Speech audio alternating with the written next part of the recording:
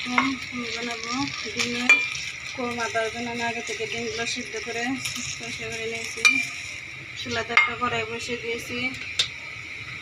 কড়াইতে দিয়ে দিব পরিমাণ মতো তেল। দিয়ে আমি কিছুটা পেঁয়াজ ব্রেস্তা করে উঠে রাখবো। তার জন্য আমি দিয়েছি পেঁয়াজ করে আমি ব্রেস্তা করে উঠে রাখবো। পেঁয়াজগুলো ব্রেস্তা করা হয়ে গেছে, আমি একটা বাটিতে উঠে নেব। আমি তেলের ভিতরে ডিমগুলো হালকা একটু ফ্রাই করে নেব। ডিমটা আমি হালকা একটু ভেজে উঠে নেব। ডিমগুলো ভেজানো হয়ে গেছে, আমি এখন একটা বাটিতে উঠে নেব। এই তেলের ভিতরে দিয়ে দেব কিছুটা পরিমাণ হাফ কাপের মতো পেঁয়াজ।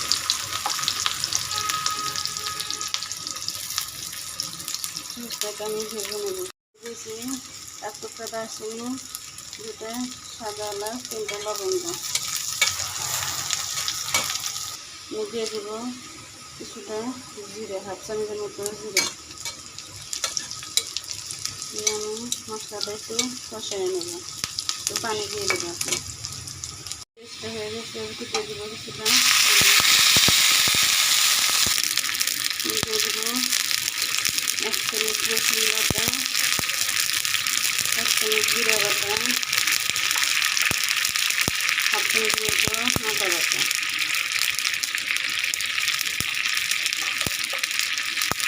দিয়ে দেবো স্বাদ মতো লবণ।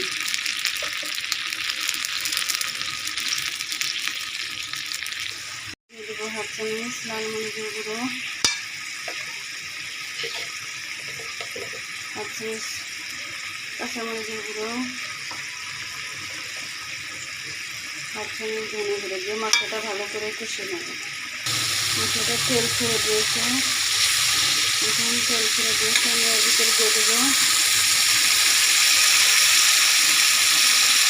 2 কাপের মতো। 2 কাপ হলে টক দই দিয়ে রান্না করতে পারেন। এর ভিতরে দিয়ে দেবো 2 কাপের মতো দুধ। দিয়ে আমি ভালোবাসা এখন তরকারিতে করবো। দুধটা বলক এসে গেছে, আমি এখন ডিমগুলো ছেড়ে দেবো।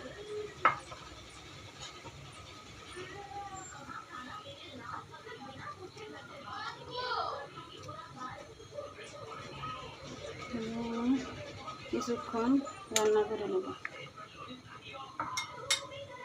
আমি কিছুটা পেঁয়াজ বেরেস্তার ভিতরে দিয়ে দেবো, হাত দিয়ে একটু ভেঙে দেবো।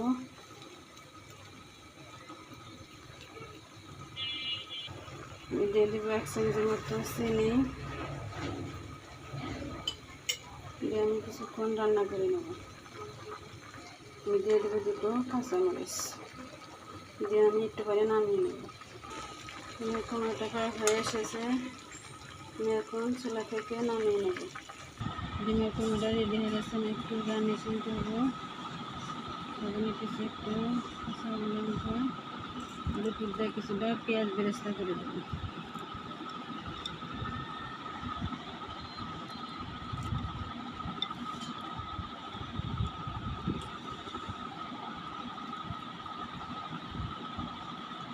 আমাদের ডিমের কোরমা রেসিপি যদি আপনাদের ভালো লেগে থাকে তাহলে বাসায় বসে আবার ট্রাই করবেন।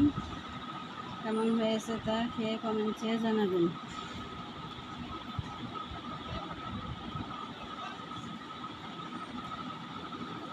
আল্লাহ হাফেজ।